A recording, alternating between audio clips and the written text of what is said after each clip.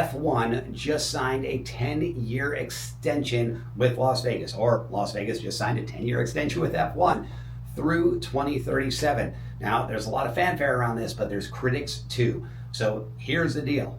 The economic impact on an annual basis to the Las Vegas economy is about $1 billion. It was $934 million in 2024. And what's even more interesting is the average visitor that's coming for F1 is spending about $2,400 on their trip here, which is about double what the average Las Vegas visitor actually spends when they break it down completely.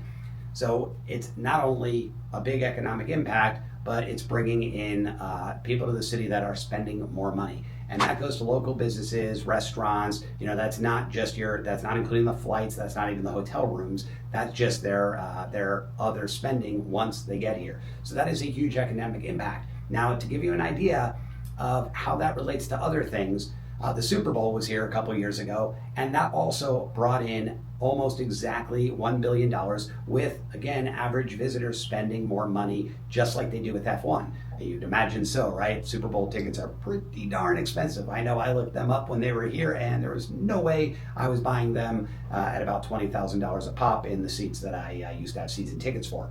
So overall, that is what's really good.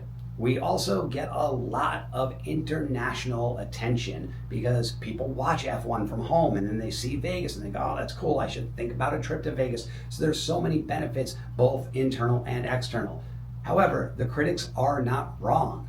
When it comes to traffic congestion, impact to local businesses, there are issues that still have to be resolved, and they're slowly but surely working on those. However, it's still problematic. And you know, the first year, it was really just putting people out when it came to the buildup and the breakdown of all the grandstands and everything else. They got more efficient in year 2 and are continuing to get more efficient. Not sure exactly what they'll do for the next 10 years in the future in order to reduce that disruption. However, again, it is something that they are aware of.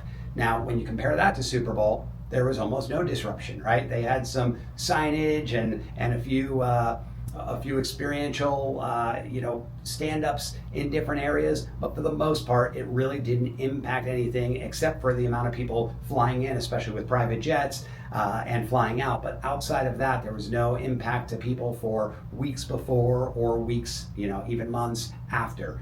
And that is the biggest difference. However, it is here till 2037, whether you happen to be pro or a critic, and hopefully it'll continue driving the economy as well as they get better and better at